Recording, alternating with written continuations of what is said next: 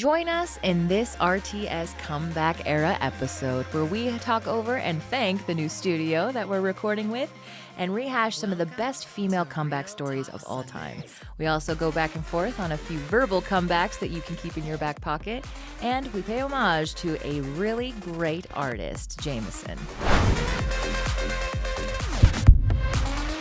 Welcome to Real Talk Sundays, the podcast where Russian roulette meets, I don't know, Google it. We're excited to have you back, the podcast where we give a safe space for authentic conversations with people from all walks of life. Because people can't handle real talk no matter what day it is. And please, because we mean it now this time. Truly, for real. Follow us on Instagram at Real Talk Sundays _podcast, our TikTok at Real Talk Sundays _podcast. It's all the same. It's all the same. And then, of course, www.realtalksundays.com. We got a lot of goodies on there. Like and subscribe on our YouTube channel. Follow us into the sun. But welcome back, RTS fam. We missed you. You missed us. I know you did.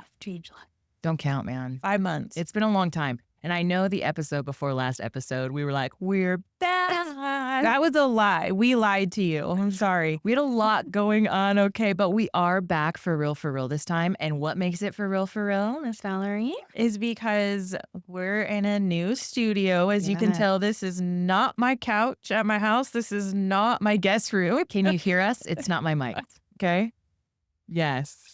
These are not our mics. These are not our couches. We're super stoked. We signed with SB Studios here in Boise. So give them a like and follow as well. They're doing great work for us. And this is our first episode. It's the best thing. You walk in, you record, and then you leave. That's it.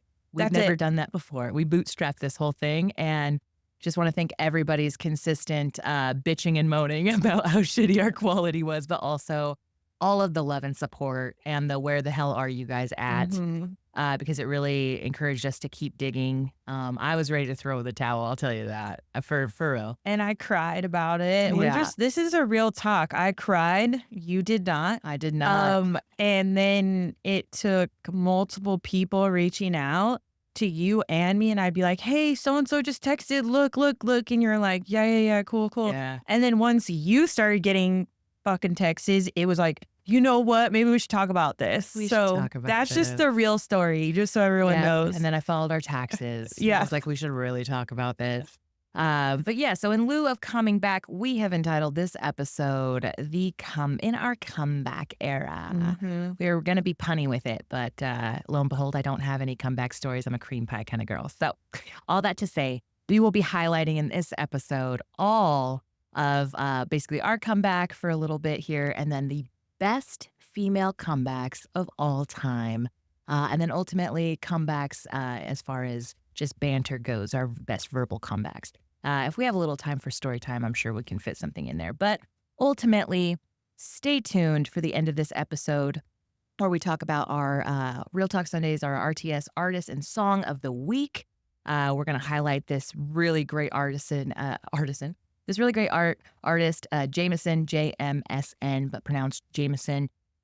Really great. Kind of embodies our comeback theme as well. But without further ado, I am your host, Amanda. This is my hostess with the most ass, Valerie. But without further ado, let's dive into our first segment. And our first fucking segment is our comeback story. So thank you guys again so much on continuing to love and listen. And honestly, I do miss this. Every time we do this, it's this that we miss. We're good at this. The fucking editing, dude. I'm over it. And I'm so blessed, dude. SB Studios. So excited for this. And quite frankly, there was a lot that happened in the last few months, because I think our last episode was right after my birthday. It was after your bachelorette party. Well, the last episode aired when wedding time was happening. Yeah. So we haven't done anything after the wedding, correct? Yeah. We did, but it never launched. Oh, yeah, it never launched. That's right. Yeah. Lo and behold. So we're going to stick to what we're good at, which is putting together really long outlines and building segments and getting, drunk and high before we go do things, me personally. And then ultimately celebrating our success when we win and Yes. making people laugh. So we're going to stick to what we do best, which I'm excited to on our social media, doing more of that as well. But yeah, this is our comeback time. This is our comeback era. Yes. And we're gonna just really relish in this because I cannot tell you enough. Like in my professional life, because I'm no longer that anymore, you truly take a step back and you're like, we got wrong butts and wrong seats, right people, wrong seats, or we're not leveraging our, and we knew this, dude, square peg round hole with our whole team. We're like, this fucking sucks, man. We can't get things out consistently. And so investing in ourselves by investing in another, studio and somebody that is turnkey, professional, and quite frankly, just gets it gets it done. So we're excited. Take all of our money. Jesus, take the SB Studios, take the wheel. Heck. But yeah, so and how I found them too is I was on a different podcast. Yes, you made your first podcast debut. That is literally an update. That is what comeback era that you went on somebody else's podcast. Here. Right here in this very seat. I looked a little different. But yeah, I went on and I was sitting here and I was just like, no fucking way. They were like, check 1, 2, go. And I was like, I gotta tell Val, but do you have a card? Like, you told me 2 weeks later too. I was like, and then we were sitting there, we're like, gosh, how can we do this? Because what happened was, I told you, I was like, I met with my tax lady, dude. Like, I don't want to fucking do this anymore. Like, I'm tired of it. Like, I put thousands of dollars into this endeavor and like such a learning curve, and I'm okay at editing at best, right? And you kept coming back with answers to every one of my hurdles. And I was like, well, you're like, all right, then with the tax situation, I'll take it on. With this situation, I'll do that. And then I was just like, with XYZ, we'll do ABC. And then it was like, we kept coming back to the studio situation. I was like, I just don't want to fucking edit. I don't want to queue up cameras. I don't want to have any malfunctions anymore. I'm fucking over it. I don't want to sit for an hour and a half with a guest and then find out that one of our mics wasn't. The camera was cut off because that's so embarrassing. And that's happened a lot where we're like, oh, that was a really good episode. We can't fucking post it. It's just real talk. You know what I mean? Yeah. It's just real talk. Nobody talks about how hard a podcast is. It's really hard. And it's expensive if you want it done the right way, right? And it's expensive because it's learning in time. So made the best. We're investing in ourselves by investing in other people to get our dream out there. And then also ultimately to, what was the last thing? Can't remember. Yeah. Oh, the point is we're on it and shit's going to pop off. So check us out. So every Sunday on Apple, all that. Yeah, all of them now. Yeah. We're going to do that at the end as well. But any platform you listen to your podcast on, we're going to be there. We're going to be there in every nook and cranny. And so that is also another big one for us because we were exclusively on Spotify for a long time. So very excited about that. Join us, listen in, and now on YouTube consistently. I think the biggest one though is every Sunday. We will be here in your ear holes this early. So our second segment, we're going right along. I really had fun putting this together, but in lieu of the greatest comebacks or being in our comeback era, I highlighted some of the best female comebacks of all time. And I want to tell you, I put these together because I didn't put a single man on there because one, it was already difficult. It was like 10-1 male to female comeback. I had to dig for a lot of female comebacks. Good ones anyways. There's a lot of men out there. And two, fucking because we need more light. And we're going to do more segments and you've mentioned this several times, women from history. Like, yeah, I do want to do that. Yeah. And I have a whole bunch that I've bookmarked and I've saved that were either, underrepresented, their ideas were stolen, things like that, or just real bitches from fucking history that we really need to talk about. But this one in particular, walking in our predecessors' footsteps, we're going to talk about some of the best female comebacks of all time. And these are individuals who've achieved, great things, suffered an earth-shattering setback, as one does, and got right the fuck back up and back at it. These are not ranked in any particular order, mind you, but okay, I'll kick us off because this one is a fun one. So Joan Higginbotham, okay? She's a retired NASA astronaut, rocket scientist, no big deal, electrical engineer, and third African-American woman in space. She worked in the past, she worked to really get through a lot of disappointment because she had applied for a long time to be an astronaut and was rejected numerous times. And finally, after reapplying and reapplying and reapplying, she finally became the third African-American woman to fly in space, which, I mean, ultimately a huge fucking deal. So that's who's gonna kick us off, set the pace on this comeback. I just have really sad feelings because I've never heard of her. Like, I know. do you know what I mean? Like, that's Half where of we're these, at. I'm like, who? That's where we're at in life right now is we have no idea. I've heard of this next one, though, I bet you. I've heard of Kesha, yes. So Kesha, after 5 years without a new album, she released Rainbow, her third album in 2017 to praise and celebrate, which I actually loved that song she put out, by the way, because it was just her singing. Vibes. She has a great voice, by the way. And that was a result of this long legal battle with Dr. Luke, her producer, over the sexual allegations and all that. I've heard of all that. See? Haven't heard of Joan, but I've heard of all this. The legal battle's still not over, and she was stuck in that 5-record contract and couldn't release music outside of that. So or the label, sorry, but that was a rough one for sure. Yeah. And you know what else happened to her? So I know when you hit these fun facts of pop culture, I have it. You know what else happened to her is remember that song by Flo Rida, and it was like, you spin my head. That is her singing, and she did not get paid for that at all. No money.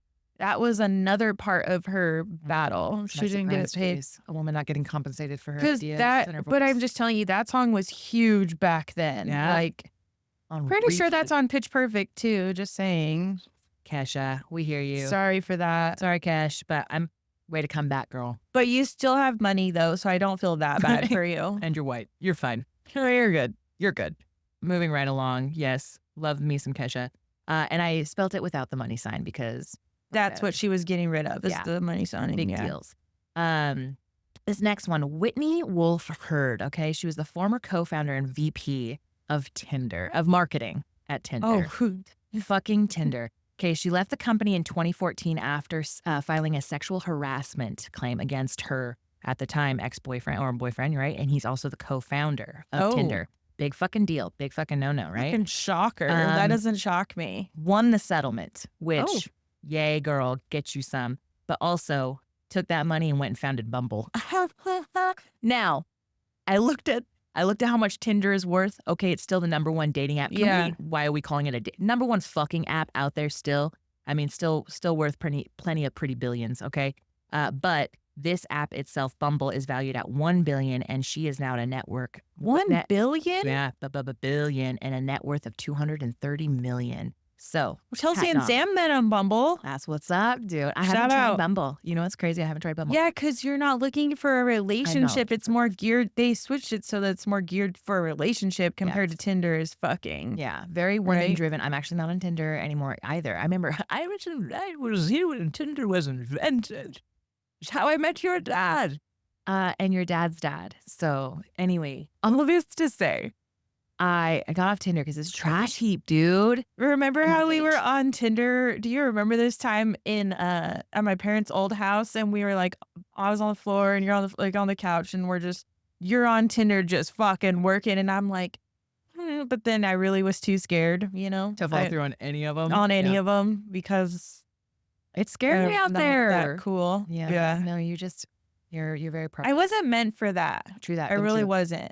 But no, I'm proud of Bumble too. Mostly because it put the ball in women's court for the first time. The woman gets to choose, right? And then she's actually branched out to it being more now of a social and a friendship connection as well. So she's done different variations of it. And girl, keep going. Hats off to you, Whitney. But moving right along. Can you do the next one? Because I can't pronounce. Lisa Sun? No, like Gravita. Oh, see, you speak Spanish. Lisa Sun. So Lisa Sun is the founder and CEO of Gravitas, which is a national best-selling, and she's a national best-selling author. Okay. And I believe Amazon #1 best-selling author. But she was told in her early career that she lacked gravitas, and so she lost out on a few career opportunities for not having enough oomph, if you will. Use that motivation to later launch and lead and innovate the brand Gravitas, which chef's kiss, girl. I'm proud of you on that one. And became an industry disruptor, sorry. She leads an engaging and interactive conversation that reframes how audiences think about confidence and inspires each person to discover their unique superpower and use it to become their best selves at work and in their personal lives. She's a really great, public speaker. She has, great books out and yeah, quite frankly, just making a name for herself. But I just love the irony on that one. Like if somebody says, you're never going to make it. And then, yeah, you don't have enough oomph. And then calling a company oomph. And then just making millies off the back of it. So I love that one. I thought that was poetic irony. So this next one is Martha Stewart. Correction, Martha fucking Stewart. Okay. Who's Martha? You like her? I mean, I don't, she's not in my like. For a comeback story. People. Well, yeah, but I'm just saying. Hit it. So she had a successful catering company and best-selling books, 2 billion empire. This is prior to going to prison. Oh, and then came crashing down with the insider trading and found guilty on all accounts, including obstruction of justice and conspiracy. 5 months. I remember when she went to prison. Yeah. Net worth hit 1 billion mark while she was in prison. Net worth tumbled 40% in a matter of weeks. She's still worth 550 million. Jesus Christ. Real time today. I checked that fact this morning.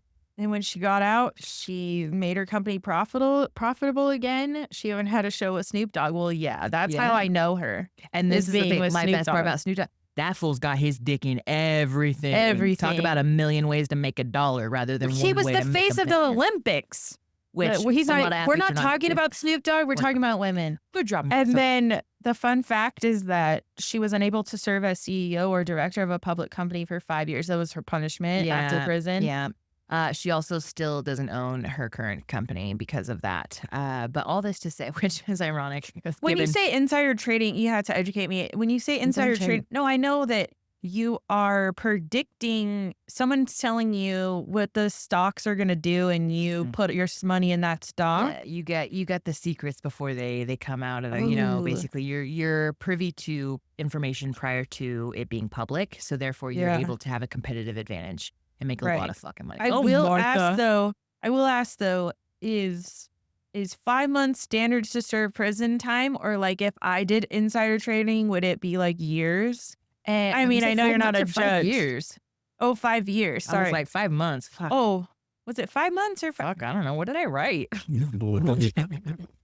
Fact check. I don't know. She went to prison for a minute. I thought it was 5 years, dude, honestly. All this to say, she also did her stint in. It says just 5 months. Fuck, that ain't nothing, Martha. I take back my kudos. I give you kudos because of the net worth dip and back, right? I'm going just from saying, a 1 billy finilli to 550 millis. All this to say, though, make your money, girl. And she has created a lot of brands.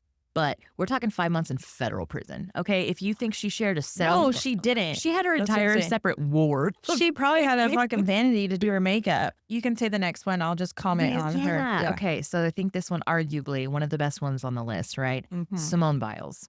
And my personal favorite is the fact that when she, in 2021, she had to, withdraw from the Tokyo Olympics to prioritize her mental health. She was going through a lot of shit. But do you know why she actually left? I feel like I knew that there was a lot of hoopla, but a lot of like inappropriate essay shit going on with her past coaches.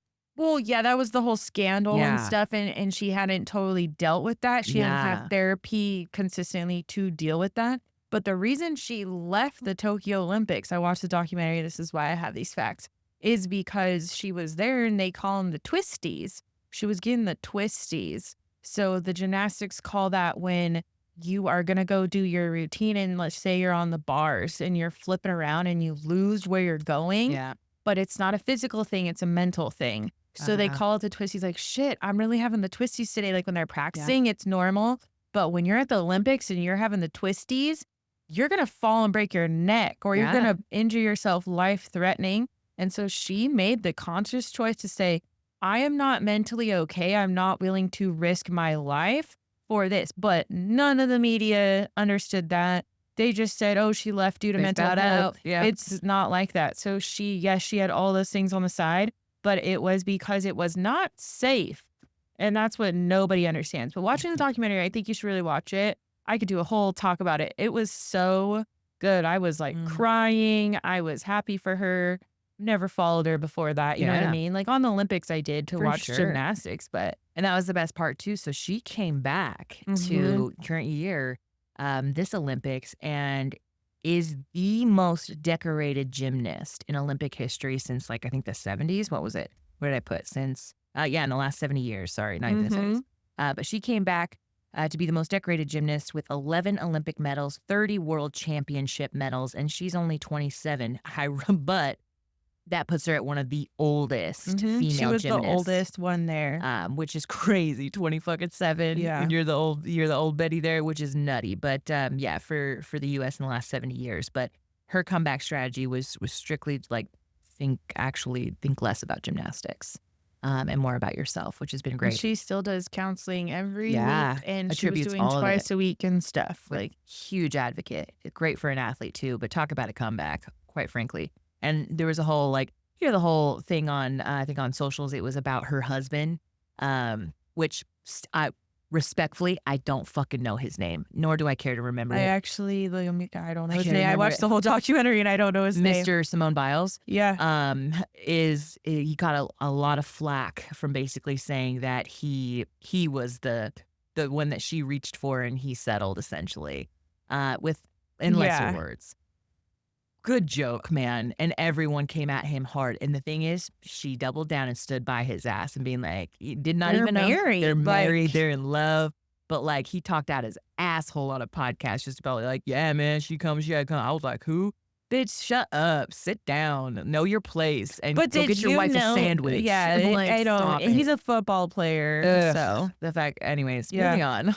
So this next one, go ahead and take this one. Monica Seles, is that correct? I don't want to mispronounce. I know, right? Seles, Seles. I think it's Seles. That's how I pronounce it. Retired professional tennis player, became the youngest French Open champion in 1990.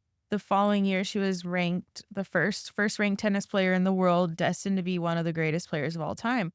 In 1993, during a tennis match in Germany, a spectator ran up behind her on the court and stabbed her. Oh my God. Between the shoulder blades with a 9-inch boning knife. Major trauma. In 1995, she returned to play in the Canadian Open and won her first tournament. I'm sorry, I'm trying to read this and believe it. She went on to be the 1996 Australian Open. She won 2 more major tennis titles before retiring in 2008, leaving the game with an impressive legacy. Wait, so why did this person stab her? They were just nuts? Nutty fan, dude. Crazy fan. Jump the gate. Who stopped him? I need to see this video. Right? Is there a video? I don't want to see it actually live. Video back in the 90s. I don't want to see it. I don't want to see it. But can we? Bitch got literally stabbed in the back. That's a comeback. That's how you know women are tougher than men. Sorry. Nutty.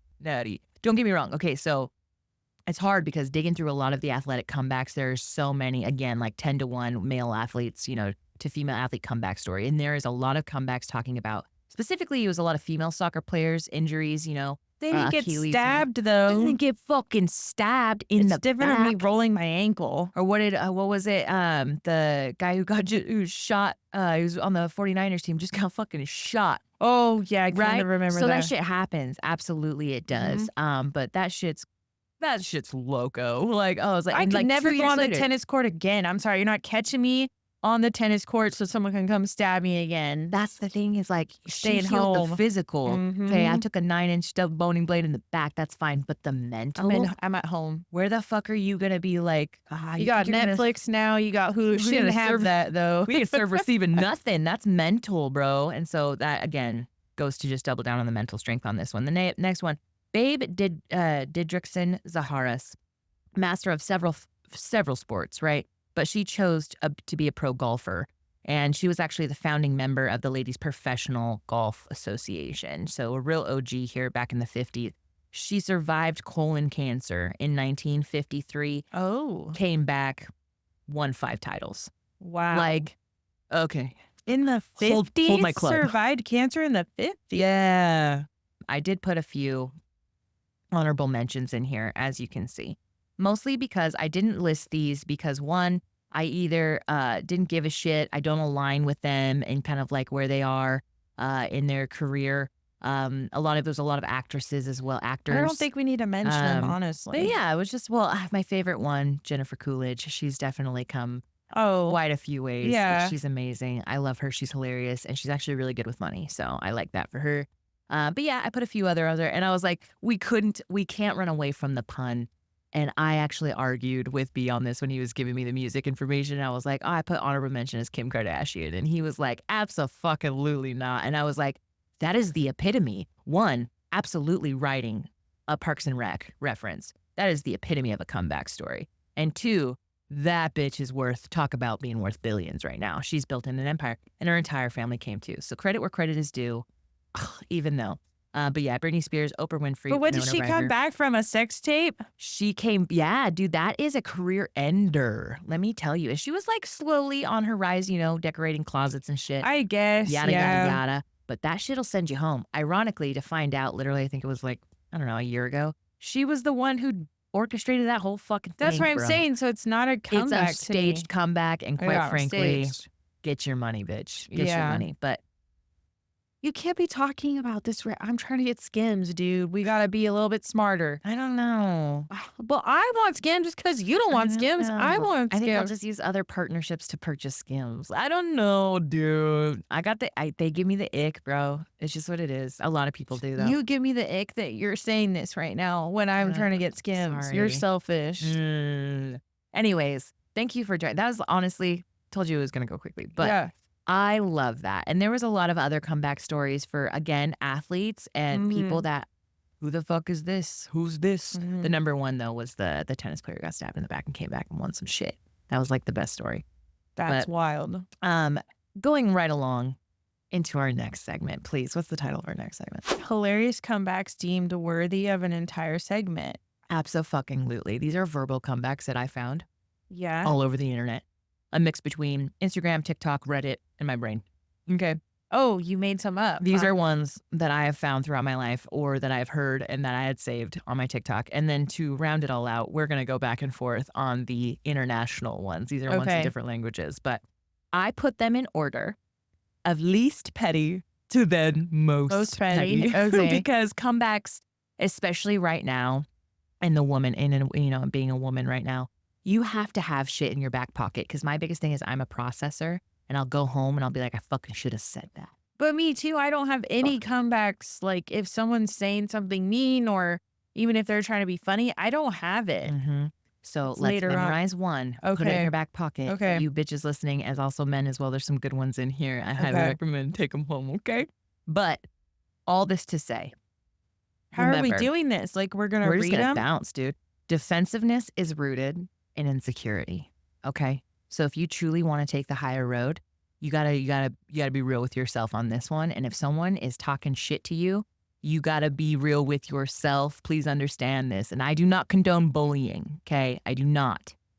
But if someone's gonna talk shit, if they're gonna serve it, you better dish it up back. Okay. You gotta protect yourself. Well, you just say real talk Sunday. Real talk Sunday. You shouldn't say that to me when you look like that. Yeah. So, thank you. But no, take it from the top. This is preferably professional setting, or you're in a public setting with a lot of people in a group and you want to respectfully embarrass the fuck out of this person who just tried to put you on blast. Okay. I'm sorry that I've given you the impression that I tolerate that level of respect. Disrespect. Oh, fuck. Just can't read. It's okay. Hey, man. We're working on it. And then be silent. Yeah, that's why I tried to. I didn't though, because I didn't say it right. Be silent. Be still. I don't think I would ever say that to somebody anyways. In a professional setting, absolutely. Per my last email. I never said that either. This one. I've heard this a lot. I've never used it, and I might. It might be a little overplayed, but this is when somebody says something completely out of fucking pocket and quite frankly, just like foul play. You ask them, especially if it's in a group of people, what? Can you repeat that? Can you say that again?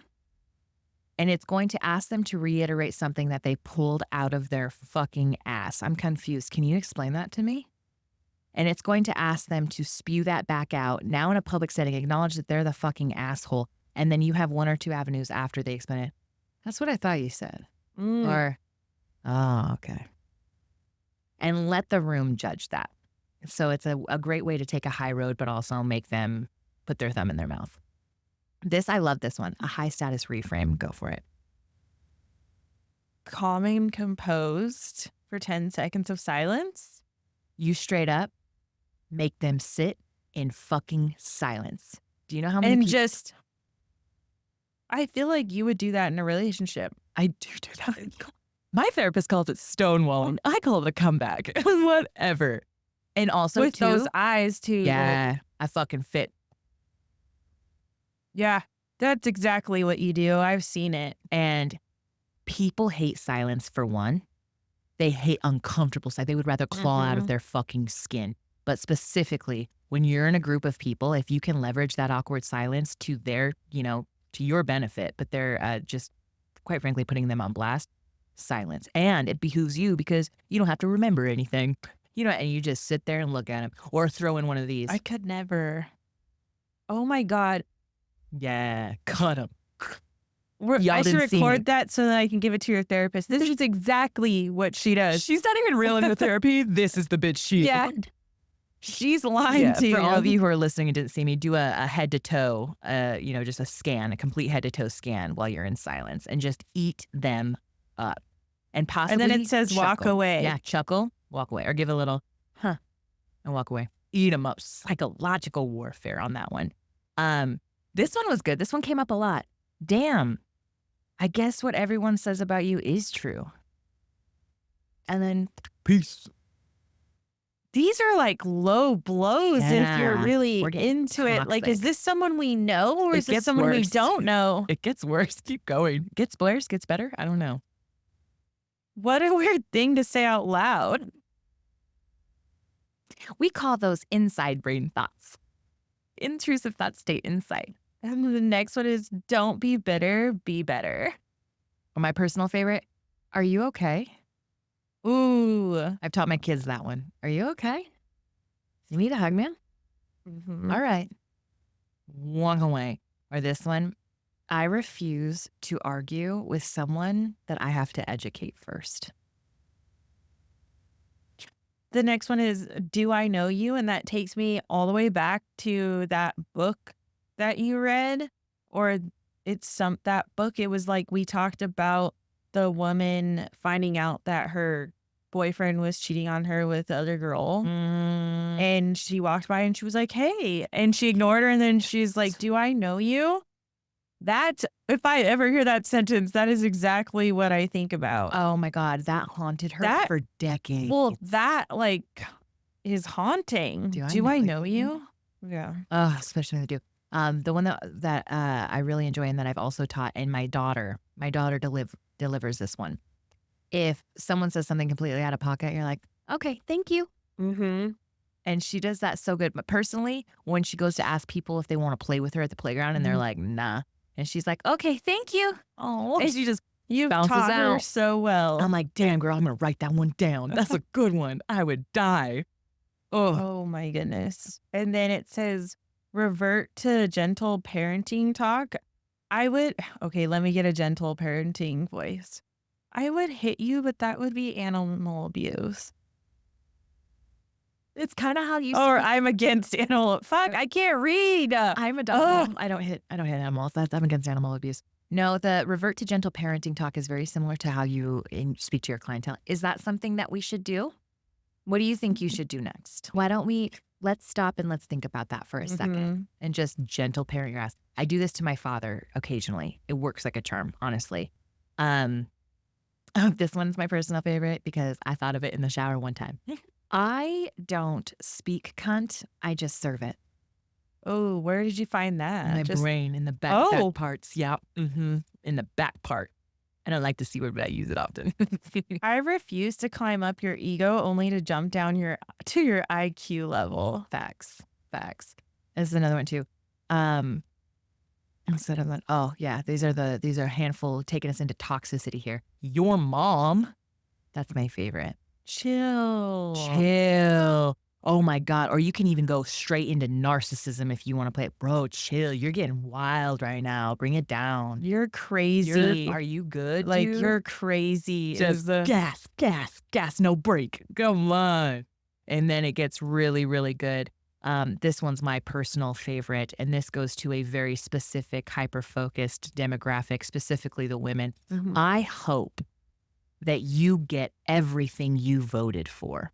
I hope your daughters, your nieces, your sisters, your besties, your mothers and your mother-in-law, and yourself, I hope you get everything that you just voted for.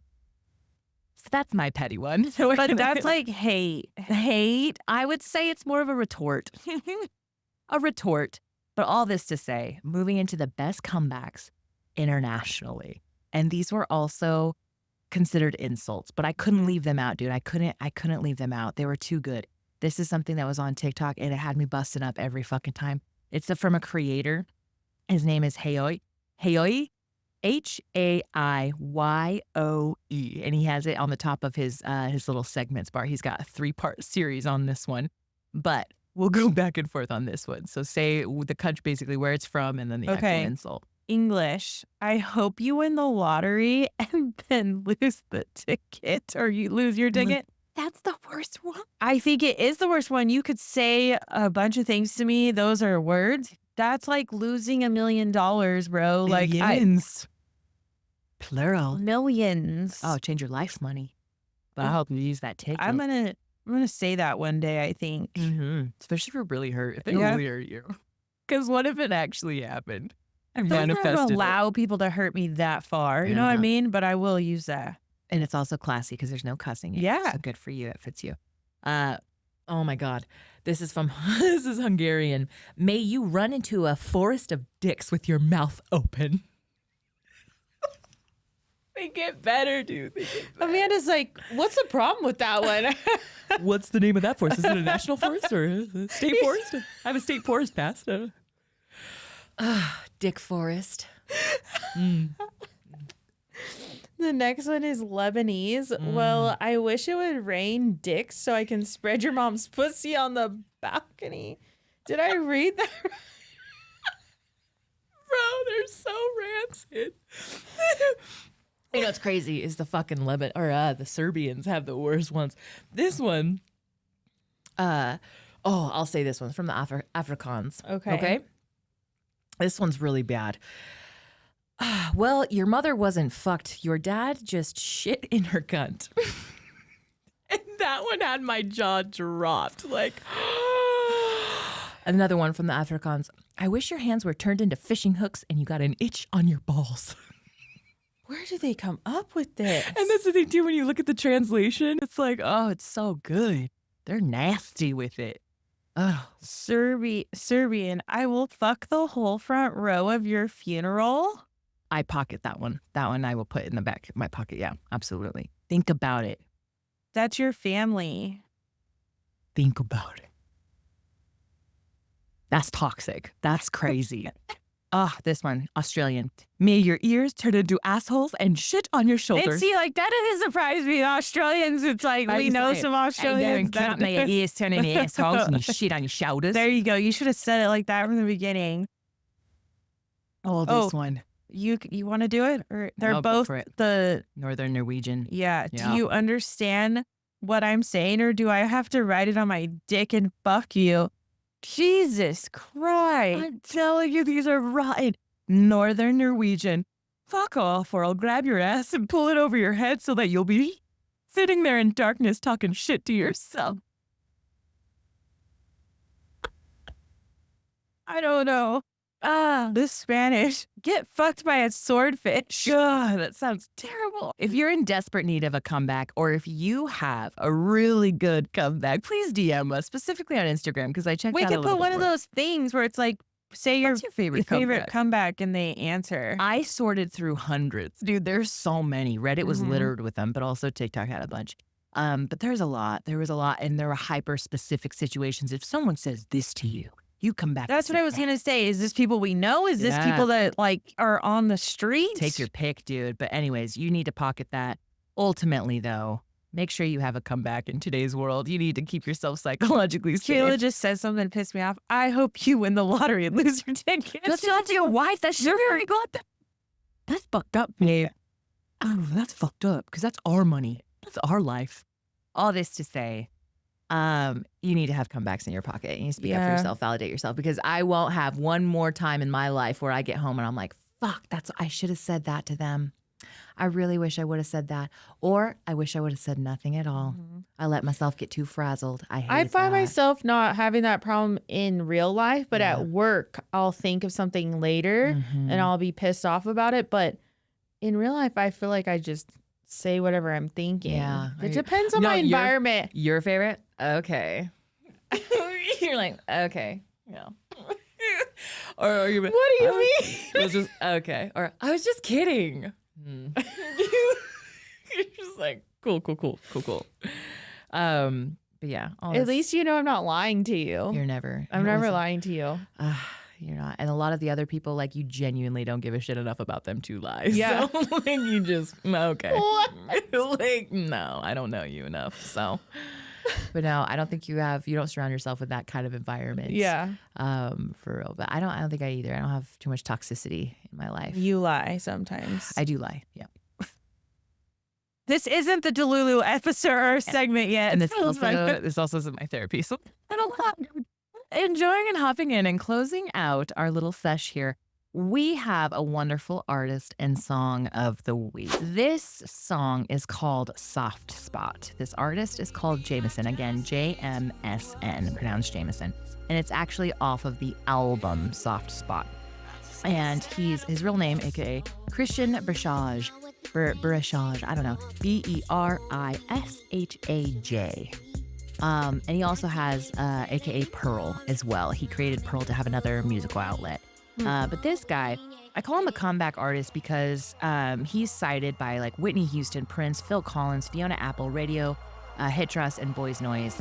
And he just has such a unique sound. It's an old school sound. It really is, but reimagined and remixed. And I really like it too because the Soft Spot album is from 2013.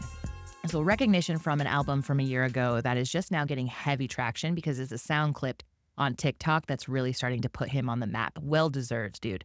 This guy is crazy. And B, all of our music, again, is curated by B. And you will find all of this music on our website as well as our own YouTube channel. We have this lined up. But he is coming back to Jameson or Christian.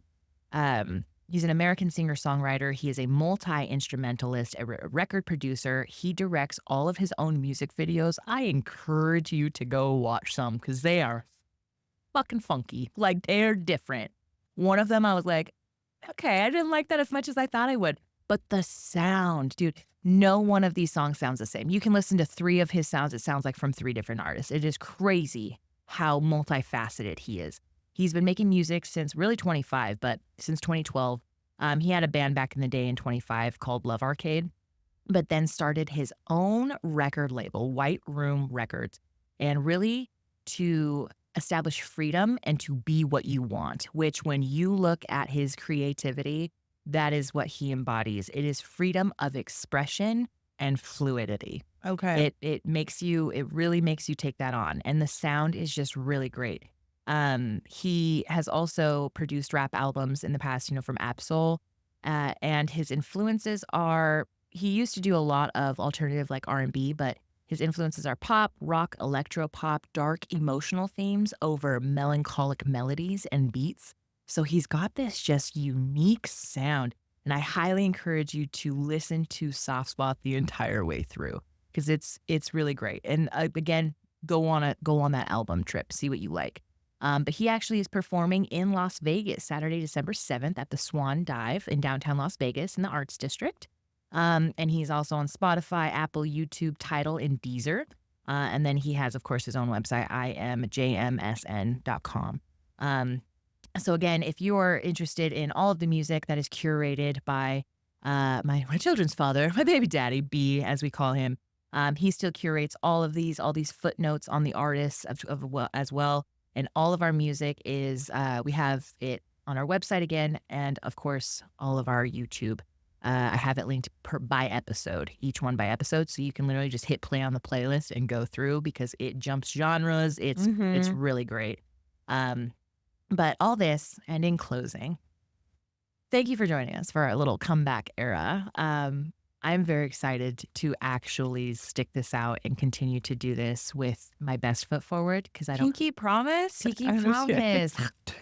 Absolutely. Oh my God, don't do that. Edit that out. She doesn't like that. Jeez. Pinky promise. Yeah. I will be here on time, moving forward. Moving forward. Yeah. Moving forward. And I will have these outlines done in a timely manner. Mm-hmm. And I think it's important for everybody out there, especially too, I wrote here in our political climate, and I'm going to do my best to keep my P's and Q's to myself, even though this is our own fucking platform and I can say what the fuck I want.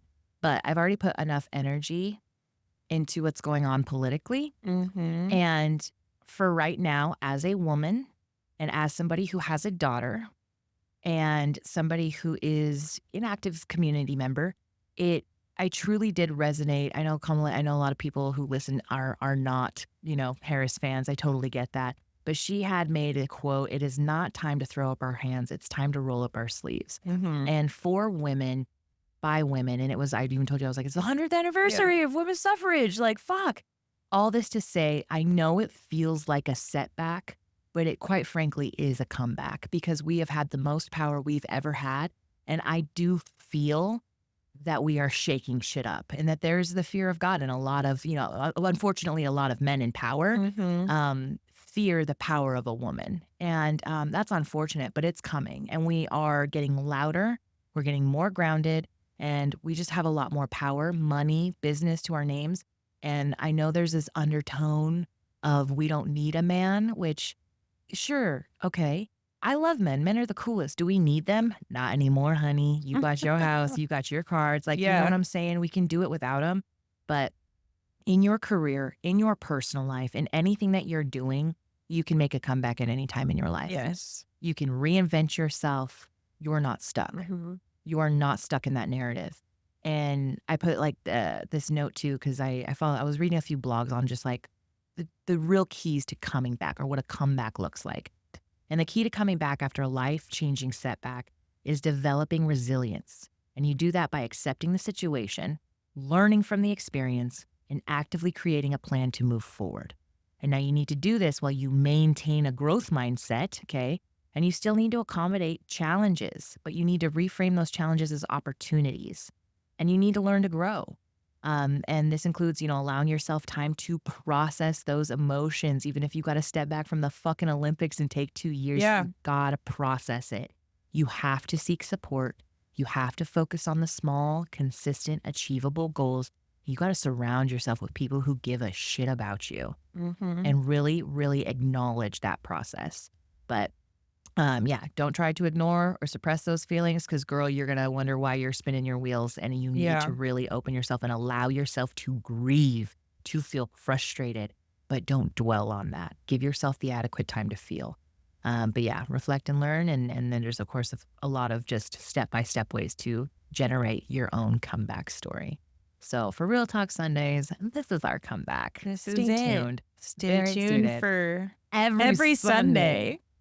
Say it again. I just want to hear it. Every Sunday. Sunday now. And we don't push those buttons anymore. Yeah. So it's every Sunday. Yeah. It'll be recorded. Yeah. It'll be quality. It'll be visually. You won't have to take your AirPods out, or what do you call them? Earbuds out because it's too loud.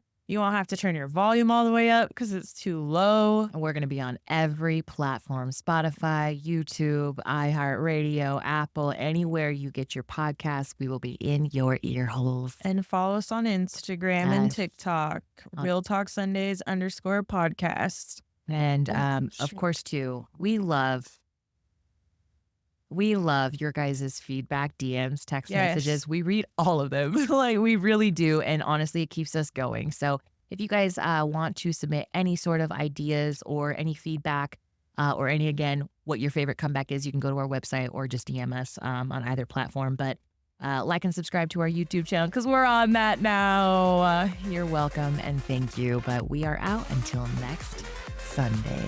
Yeah.